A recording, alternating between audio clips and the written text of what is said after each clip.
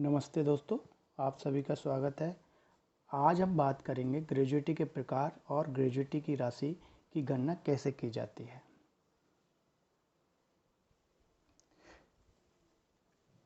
Gratuity को 4 प्रकार में विभाजित कर सकते हैं। पहला सर्विस ग्रेजुएटी, दूसरा रिटायरमेंट ग्रेजुएटी, तीसरा डेथ ग्रेजुएटी और रिजिडरी ग्रेजुएटी। सर्विस ग्रेजुएटी, जैसा कि आप लोग जानते हैं, 10 वर्ष से कम क्वालिफाइंग सर्विस होने पर पेंशन का लाभ नहीं मिलता है, परंतु कार्मिक को एक मुश्त राशि का भुगतान किया जाता है, जिसको सर्विस ग्रेजुएटी कहते हैं।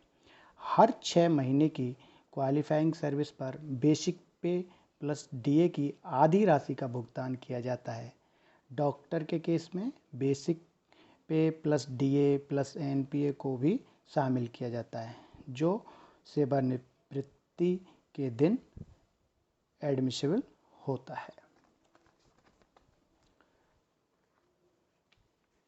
सर्विस ग्रेजुएटी का भुगतान रिटायरमेंट ग्रेजुएटी के अतिरिक्त उन कार्मिकों को किया जाता है जिन्होंने 5 वर्ष की क्वालिफाइंग सर्विस पूरी कर ली हो।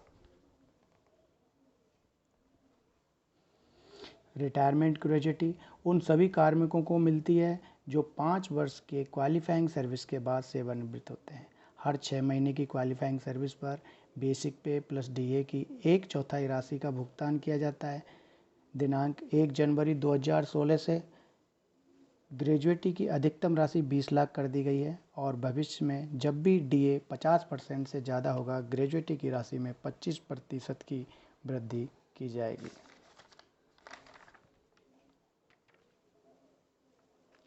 डेथ ग्रेजुएटी, किसी भी कार्मिक की सेवा के दौरान मृत्यु होने पर डेथ ग्रेजुएटी का भुगतान किया जाता है।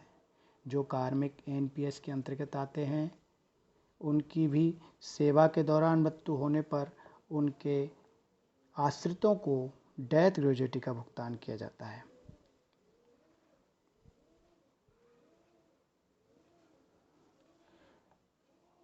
डेथ ग्रेजुएटी की गणना किस प्रकार की जाती है, आइए स्लाइड आप देखते हैं। अगर मरने वाले कार्मिक का सेवा काल 1 वर्ष से कम है तो उनके एमोल्यूमेंट्स का 2 टाइम्स ग्रेजुएटी बनती है। 1 वर्ष या 5 साल से कम है तो एमोल्यूमेंट्स का 6 टाइम्स ग्रेजुएटी बनती है। 5 साल से अधिक और 11 साल से कम है तो एमोल्यूमेंट्स का 12 टाइम ग्रेजुएटी बनती है। 11 वर्ष से ज़्यादा और 20 वर्ष से कम है तो एमोल्यूमेंट्स का 20 टाइम ग्रेजुएटी बनती है।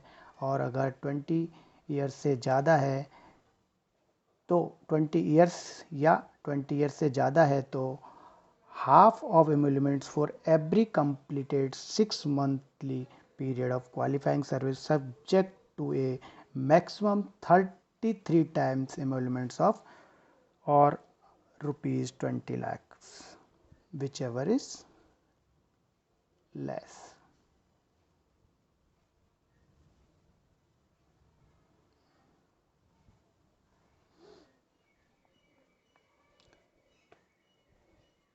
रिजिडरी ग्रेजुएटी का भुगतान ऐसे मृत कार्मिकों के आश्रितों को किया जाता है जिनकी मृत्यु रिटायरमेंट के 5 साल के अंतर्गत हुई है।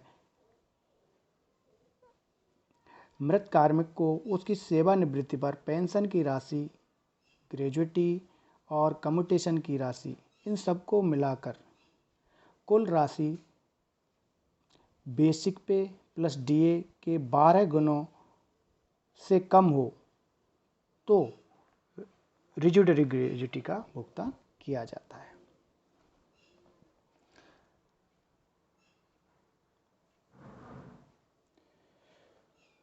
अब बात करते हैं ग्रेजुएटी और कम्यूटेशन की राशि को किस तरह राउंड ऑफ किया जाता है। तो इसमें सबसे महत्वपूर्ण बात यह है कि इसको नेक्स्ट हायर रुपीज़ में राउंड ऑफ किया जाता है।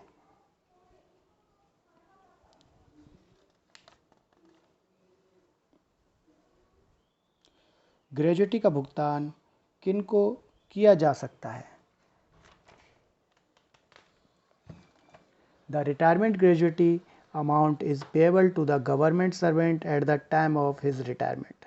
If a government servant dies after a retirement but before receiving the amount of retirement gratuity admissible, the amount of retirement gratuity shall be payable to the nominee according to the share specified in the nomination. जो nomination में के time पे कार्मिक ने जिस share में according जो राशि दी गई है, जो शेयर का आवंटन उसने किया गया है, उसके अकॉर्डिंगली सबको ग्रेजुएटी का भुगतान कर दिया जाएगा।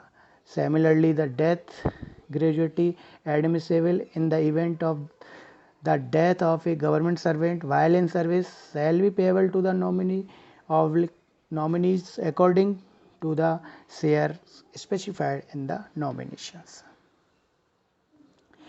In both cases, if there is no nomination or if the nomination made does not subsist, the gratuity amount shall be paid to the following surviving members of the family in equal shares: wife or wives / husbands, sons including stepsons, and adopted son / sons, unmarried daughters including step adopted daughters.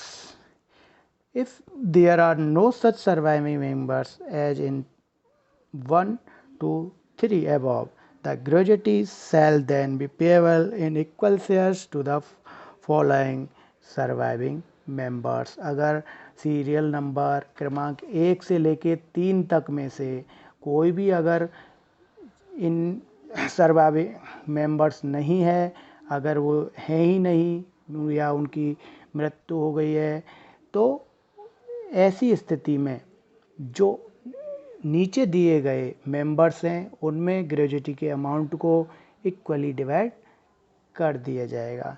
Window daughters including step adopted daughters, father mother including adopted fathers,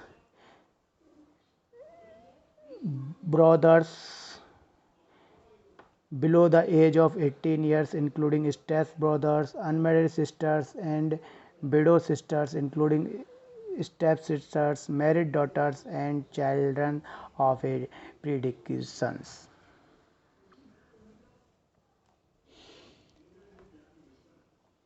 सरकारी बकाया राशि की कटौती gratuity से बिना कार्मिक की सहमति लिए ही की जा सकती है। कार्मिक की सेवानिवृत्ति पर उसकी मृत्यु के उपरांत आश्रितों को भुगतान की जाने वाली ग्रेजुएटी की राशि से दोनों ही स्थिति में ग्रेजुएटी से रिकवरी की जाएगी। या जो पैसा जो रिटायर हो रहा है उसको पैसा दिया जा रहा है, या कार्मिक की डेथ के पास जो डेथ ग्रेजुएटी दी जा रही है, दोनों में ही से अगर कोई सरकारी बकाया राशि है तो उसकी रिकवरी की जाएगी दोनों ही केसों में। इसमें उनकी सहमति की आवश्यकता बिल्कुल नहीं है।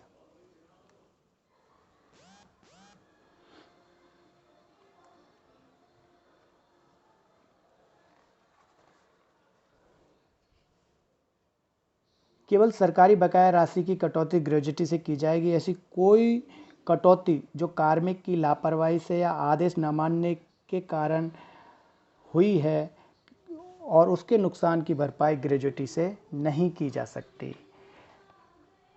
जो सरकारी बकाया है वो सारे बकाया ग्रेजुएटी से काटे जाएंगे, लेकिन कोई भी ऐसा लॉस जो कार्मिक की लापरवाही या कोई ऐसा आदेश रिटायरमेंट के लास्ट क्षण में अगर किया जा रहा है तो वो रिकवरी उसकी ग्रेजुएटी से नहीं की जाएगी।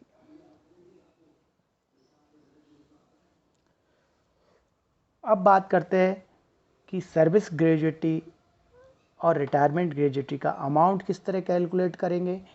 तो इसके लिए बेसिक पे प्लस डीए दोनों को टोटल मल्टीप्लाई 1/2, फिर multiply completed 6 monthly period of qualifying service, maximum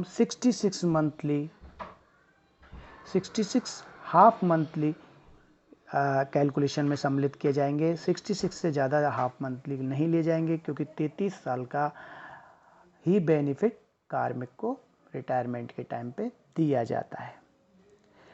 उसी प्रकार रिटायरमेंट ग्रेजुएटी का बेसिक पे plus DA multiply 1/4 and completed 6 monthly period, maximum 66 half monthly. इस कैलकुलेशन के द्वारा जो अमाउंट वर्कआउट होगा वो मैक्सिमम 20 लाख रुपए, या इस अमाउंट के द्वारा जो वर्कआउट होगा विच एवर इज लेस, वो ग्रेजुएटी के रूप में कार्मिक को या कार्मिक के परिवार वालों को भुगतान किया जाएगा। दोस्तों, ये वीडियो आपको कैसा लगा कृपया ज़रूर बताएं, और अगर पसंद आया हो तो लाइक और शेयर ज़रूर करें। Thank you.